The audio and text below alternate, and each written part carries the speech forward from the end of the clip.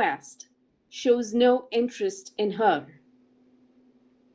He barely looks at her. In fact, before her marriage, she heard rumors that he wanted to break off the engagement. The two were betrothed to one another as children. Quailan is confused as she ponders about the disinterest. She wonders why, despite meticulously performing the socially sanctioned scripts of a good wife and daughter-in-law, she is so undesirable to her husband. As much as she perceives that her husband finds her strange, she also finds him strange. His clothes, his mannerisms, and above all, his thinking shocks her. She just couldn't understand his distaste for bound feet, an acceptable standard of beauty in the Chinese society of the time. His view that she was equal to him throws her into tears and makes her wonder what kind of man she has married. She was raised to believe that a woman should maintain a flower-like silence before men and be submissive to her husband. The turmoil in the family further intensifies when Quailan's brother decides to get married to an American woman, and he brings her to China. Quailan couldn't digest the idea of how a person like her brother, raised in accordance with their culture and traditions, could marry a foreigner, a stranger.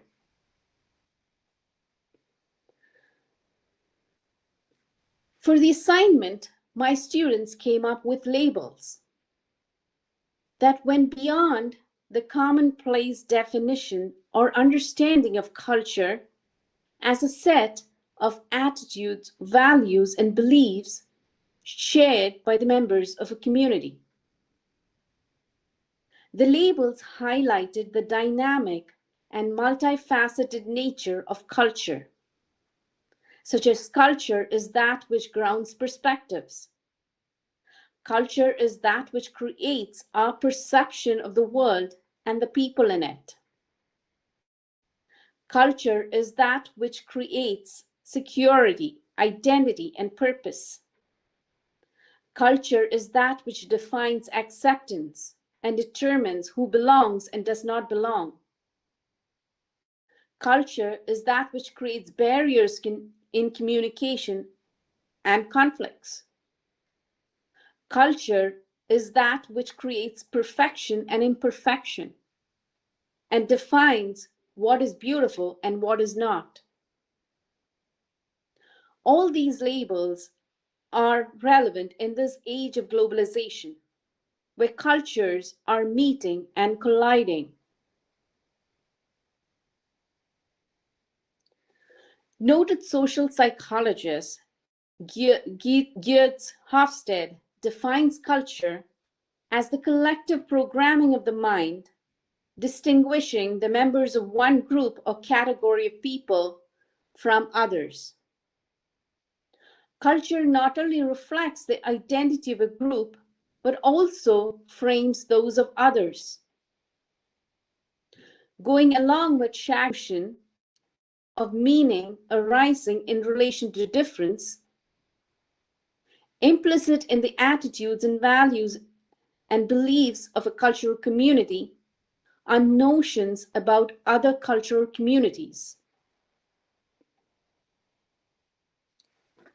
This perspective is best exemplified in the rationale behind colonization, the reverberations of which are felt even today in intercultural interactions in the globalized world.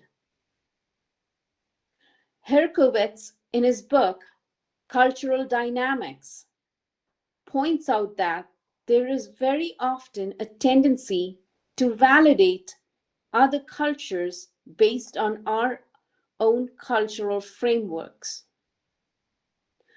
For instance, the West viewed non-Western cultures as primitive and uncivilized. Civilization was often equated with logical reasoning that accompanied scientific rationality. And primitiveness was the lack of the capability for scientific thought and scientific rationality. Anything that didn't fit into the Western frame of reference became, quote unquote, the other, and justified conquests and colonizations around the world. For example, Western colonial powers painted Africa as a primitive culture needing salvation. Basil, in his 2011 article, notes, tribalism, backwardness, savagery, etc. were some of the adjectives used to describe the continent and picture its inhabitants. According to the Nigerian novelist, poet, and critic Chinua Achebe, literary works like Joseph Conrad's In the Heart of Darkness, a classical description of Africa, once revered by scholars around the world as an authoritative treatise of the continent, projected the image of Africa as the other world, the antithesis of Europe and therefore of civilization, a place where man's wanted intelligence are finally marked by triumphant bestiality. As scholars Ogun Fahmy and Olorin Toby note, Africans were considered non-human or subhuman in the eyes of the West. The famous Nigerian writer Chimamanda Adichie notes, a singular story of Africa prevails in Western imagination even today. What we need to pay attention here is how difference manifests. Difference becomes inscribed on bodies. Going back to the novel East Wind, West Wind, the saga of a Chinese family, Kuai Lan's heavily painted face and her bound feet makes her strange to her husband, who lived for many years in the West. For Kuai Lan, her husband's style of dressing and mannerisms seem strange. Her brother, who didn't seem different at all when they were growing up, seemed unrelatable when he came with his wife. Kuai Lan says, "As for my brother, he's dressed in Western clothes and he's foreign to me in many ways. He moves quickly and he's restless. When I look at him, I cannot see anywhere the silvery, drooping youth he once was. Now his head is erect, and when he is not speaking, his face is unsmiling. The rigid dark clothes of the West mark more clearly his pallor. Even when he sits, it is as foreigners sit, with one knee over another." Her sister-in-law was totally out of the norm for her. She says, when we sit down to rise all together, she cannot eat with the chopsticks. I laugh secretly behind my sleeve because she cannot hold them even as well as my son holds in his tiny hands. She grasps them firmly and her brows knot themselves in her earnest endeavor to learn. But her hands are unskilled in delicate things. she knows nothing. She goes on further to portray the foreignness of her sister-in-law. We like to hear a woman's voice, light and soft, like a small stream of water trickling between two rocks, or like the piping of little birds in the reeds. But her voice is deep and full.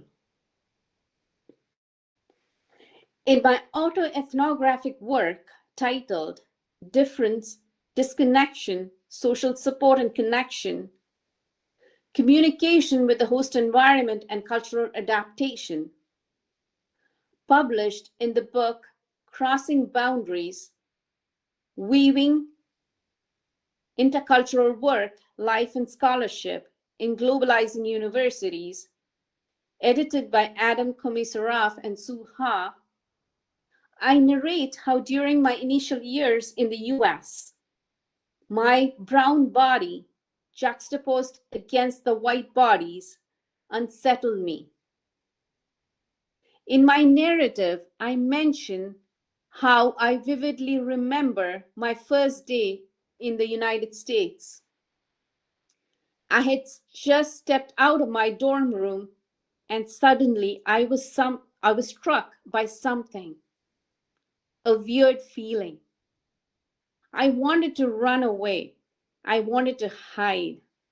For the first time in my life, I felt different and uncomfortable in my skin, strange and foreign. I was not sure at first why I felt that way and was surprised. I experienced a sense of estrangement from myself and others in the foreign land. Sure, people around me looked different, but as I reflected, there was more to it. It had to do with the colonial history of India, which I was taught in school. In my autoethnography, I recall the overarching message conveyed to me by the history textbooks about the colonial times. It was that of European superiority, or more specifically, British superiority and Indian inferiority. I had learned that we were so culturally inferior that it was the white man's burden to civilize us. In my narrative, I note how the movie Gandhi further concretized these images for me. I remember watching the movie with tears rolling down my cheeks, tears of both joy and sadness. Although the movie was a depiction of India's superiority over the British, to me, it was also a portrayal of the painful struggle that we had to go through to achieve freedom. A struggle that was not only marked by the might of British artillery, but also by the might of racial superiority. Even though the movie showed the defeat of the British, I thought they were portrayed in a very sophisticated fashion. The British men and women attired and conversed in a manner that displayed their sense of superiority, even when they had to hand over power to the Indians. On the contrary, the Indians seemed less sophisticated. Although they appeared defiant throughout the movie and strongly challenged the British, the brown bodies seemed less sophisticated in comparison to the white bodies. While this reading of the movie can never be considered an objective one, it was my reading as someone schooled in colonial narratives. I note in my autoethnography that my psyche had already been molded through the historical narratives that I encountered from an early age. I viewed the movie and later on my cultural self through that lens when I moved to the United States to pursue my education. I further note in my autoethnographic narrative that I had unconsciously accepted whiteness as a symbol of superiority, power, and dominance. And when I came to the United States, it assumed significance in my brown body, marking it as the other when contrasted with the white bodies. In this regard, I draw on scholar Raka Shom's point that through particular historical signification, certain bodies invite certain effective responses. I note further in the narrative that my brown body, juxtaposed with the white bodies against the backdrop of colonialism, unsettled me. I did not want to interact much with anyone. I remember those days when I would come back straight to the dorm room after class, not wanting to go out. My only comfort those days was the presence of 2 other Indian students on campus. My most recent study with my former student, Dr. Tomide Olurantobi, about how African international students related with diverse communities and adapted to the United States, published in the Journal of International and Intercultural Communication, further reveals how culturally shaped socio-historical and political discourses influence the perception of these students about intercultural interactions.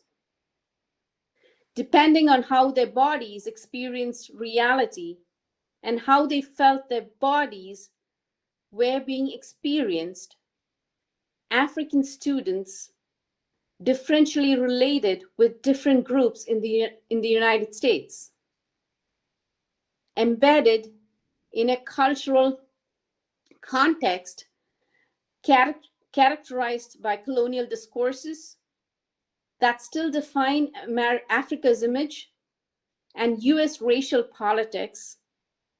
They strategically adopted identities, Africanness, Blackness, and otherness in relating to various host society groups, which included white Americans, African Americans, and non-Native Americans.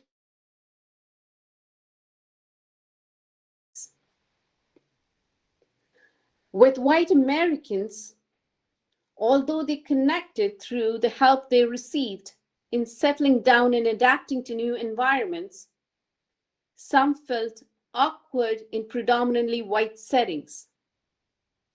One of our participants said, although she appreciated a couple who invited her to their home and took her on a town tour, she felt awkward as a Black person in predominantly white settings.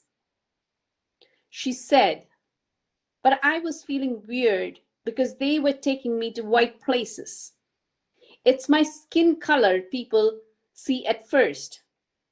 So I was really embarrassed when they'll take me somewhere where everybody is white, or when they will tell she is coming from Africa and they'll be like, oh, that's far away. Like I wasn't comfortable all the time, but I wasn't judging that. Nobody told me anything that will hurt me. In contrast to the typical perception of Black bodies in Côte d'Ivoire or Africa, where she is from, her body takes on a different material meaning in the US. The racial politics of skin color in the US make her perceive her body differently. She interprets the gazes of white Americans through a lens shaped by Black-white racial dynamics and colonial discourses about Africa. Other participants also related similar perceptions that their body stimulated in them.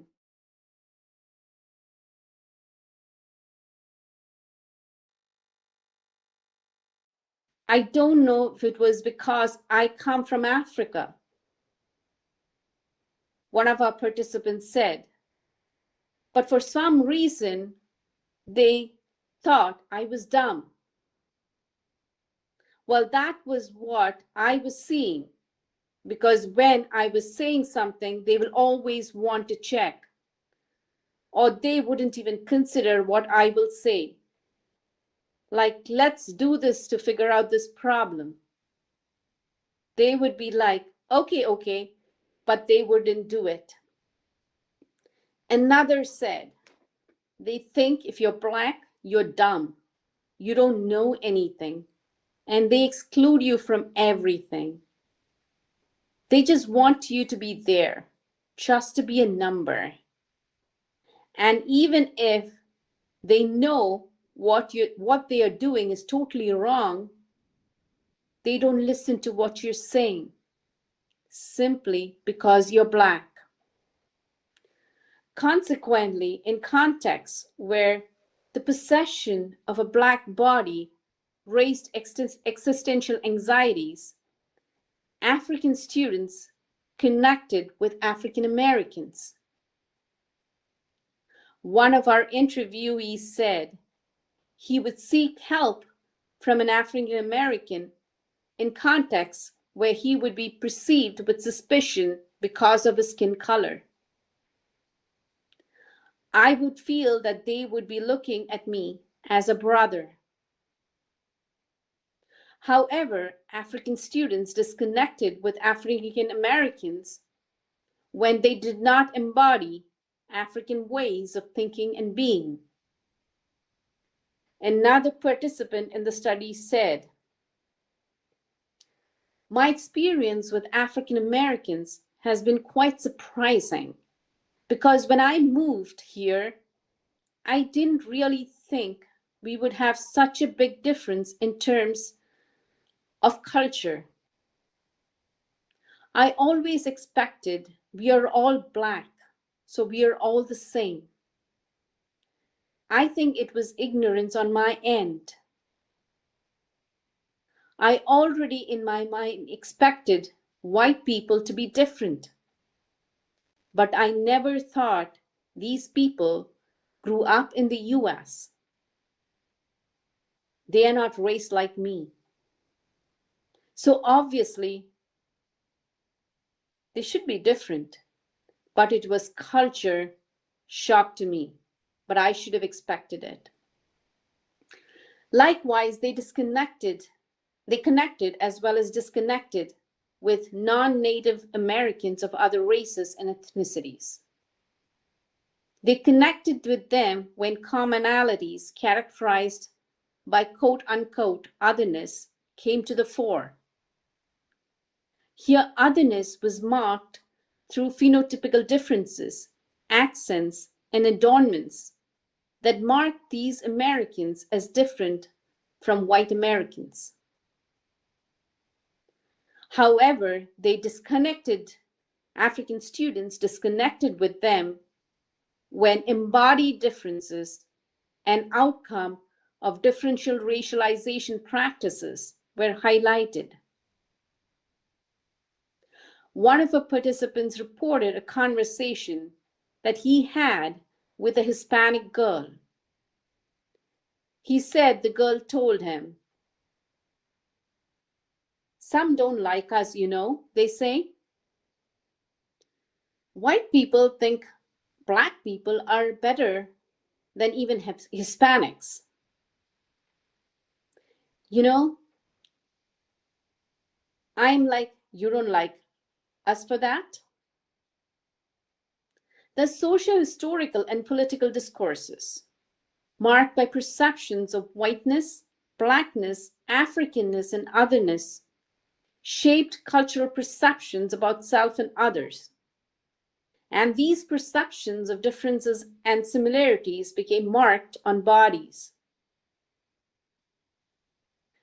Hence, as my students noted, cultural values, beliefs, and attitudes, which, as we know, shapes and are shaped by socio-historical and political discourses about self and others, grounds perspectives, creates perception of the world and the people in it, creates feelings of security and insecurity, identity and purpose, defines acceptance and determines who belongs and does not belong, creates barriers in communication and conflicts, creates perceptions of perfection and imperfection, and defines what is beautiful and what is not.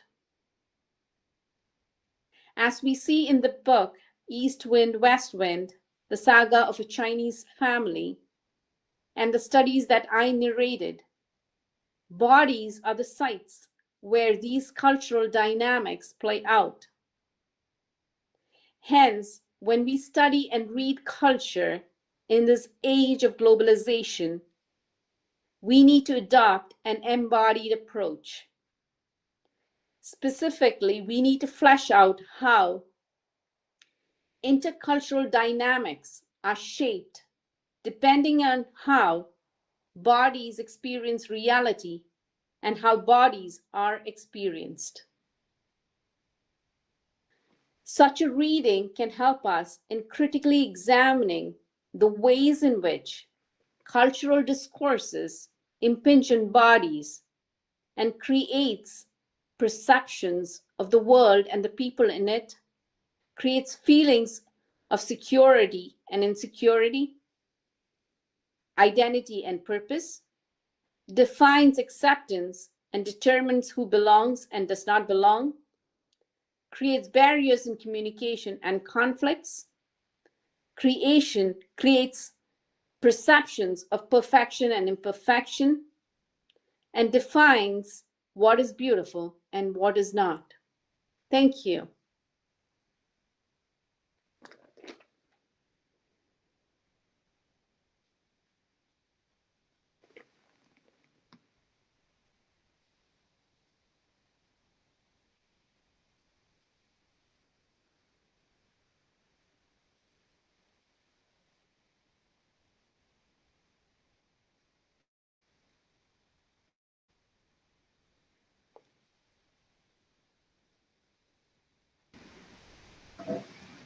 Thank you, ma'am. The floor is now open for discussion. Please feel free to share your questions and doubts.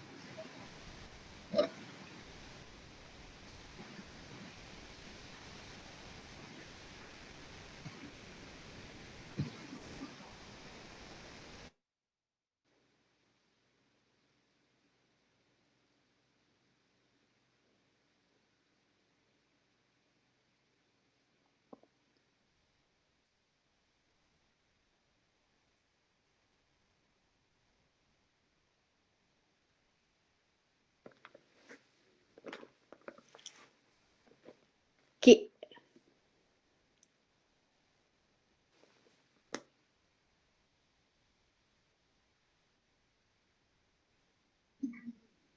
Thank you, Dr. Roman. If there are any questions, you can vote better. Please state your name and ask your question.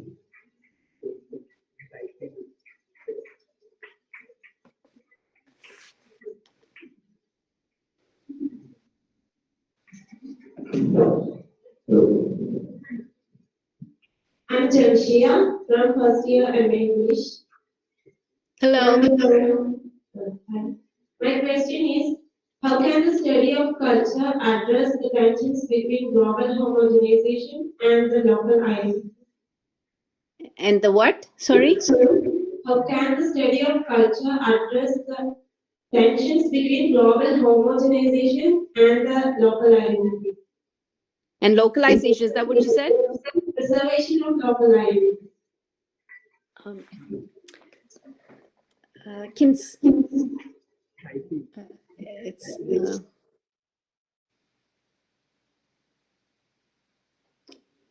okay, it's the tension between, were you saying homogenization? It's,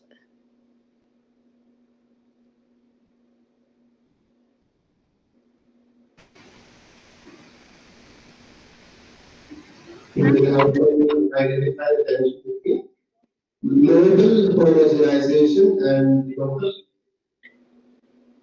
preservation of local identity. so it's, can someone type the question, because it's very, I can't, for some reason the audio isn't clear. It's okay, ma'am. We shall type it. Distinctly. That's how it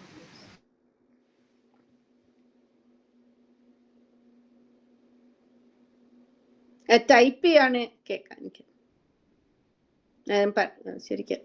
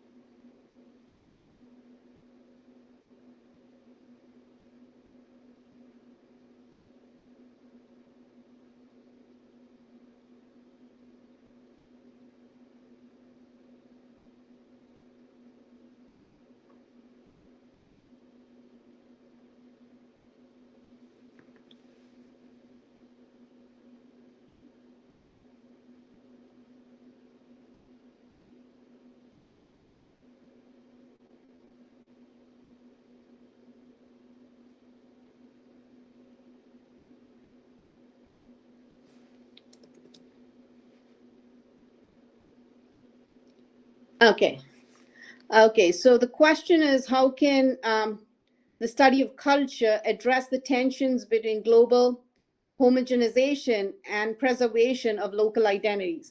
No, the way I see this is,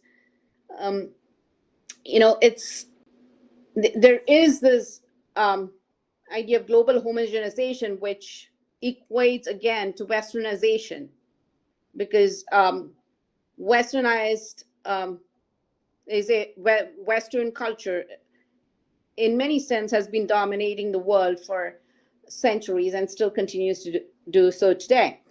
And at the same time, there are local identities that we want to preserve.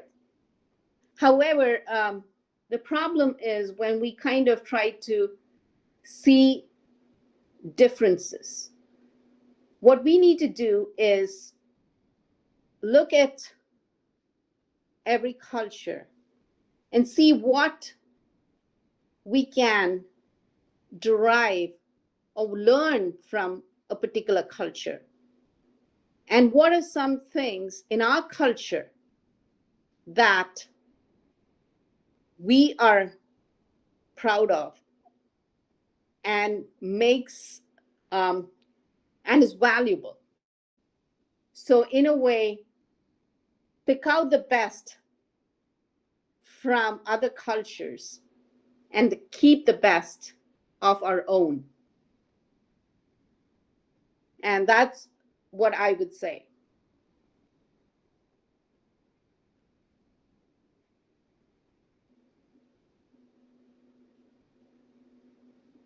And the study of culture can look at how this can be done. For instance, scholars Nakayama and Judith Martin, in their intercultural communication textbook, states that the study of intercultural communication begins as a journey into another culture, but ends up as a journey into your own culture. We learn who we are when we encounter another culture. But other cultures also teach us a lot. There's so many different values, beliefs, and knowledge that we can gain from other cultures that can make our culture better. However, we also need to retain aspects of our culture that makes us great and that what we value.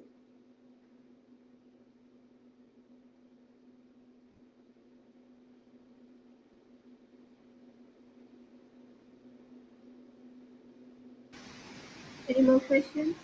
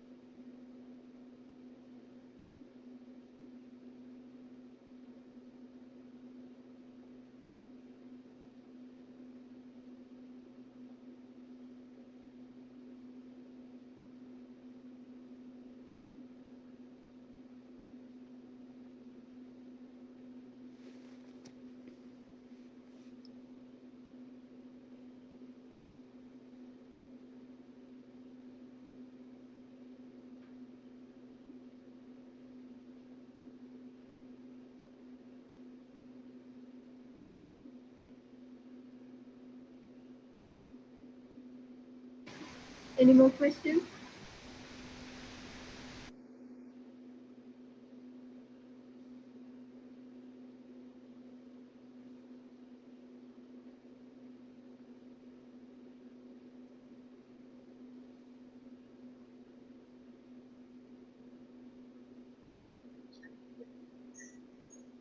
And so is a necessity. Sorry?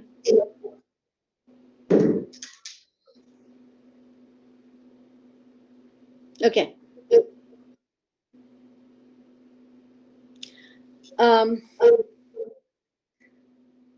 Has globalization enriched and diversified global culture? In some ways, yes. But in other ways, what I see is a cultural dominance. In the sense, we are tending more towards Westernization, and in many respects, we are forgetting our roots. Globalization is necessary.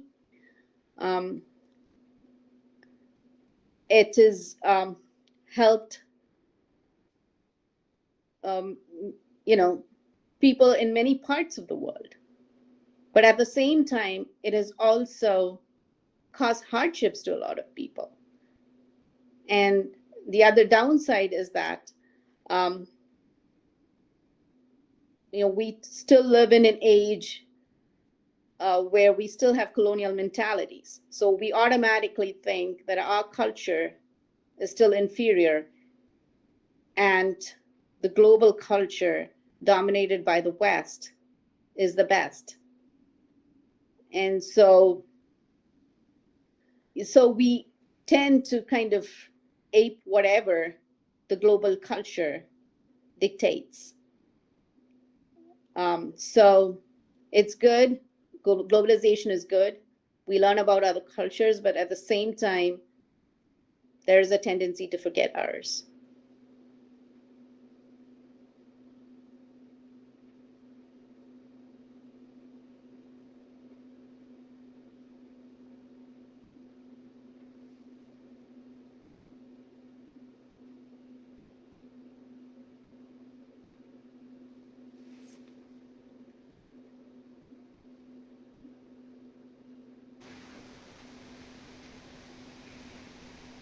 Thank you, ma'am. I invite Ms. Hasnat, Assistant Professor,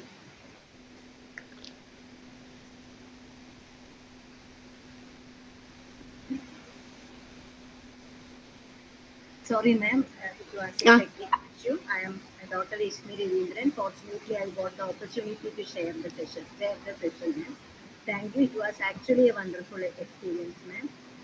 Beginning with the saga of Chinese family, a transcultural narrative, ma'am shared with us the intercultural experiences of many who are placed in a foreign schools, and how we are changed by the feeling of otherness, and how historical narrative molds our psyche. Ma'am also shared with us the significance of understanding ethnic culture in the age of globalization, and how intercultural experiences are shaped based on how our bodies create reality. In the time where many of our students are increasingly tempted towards foreign universities, I am sure the session opened before them a new perspective and thought through which they can address their challenges. It was really an interesting session, ma'am, where we were shared with first-hand experience. It was really a new experience. Actually, my field is also cultural studies, ma'am, but it was really new as we were subjected to some fresh first-hand experiences. Really thank you, ma'am, and we are really happy to for you being here with us today in our third day of our seminar. Now it's time to convey formal vote of thanks. I invite Hasnat ma'am, Assistant Professor, Department of English, to deliver formal vote of thanks. Once again, thank you, ma'am. You're welcome.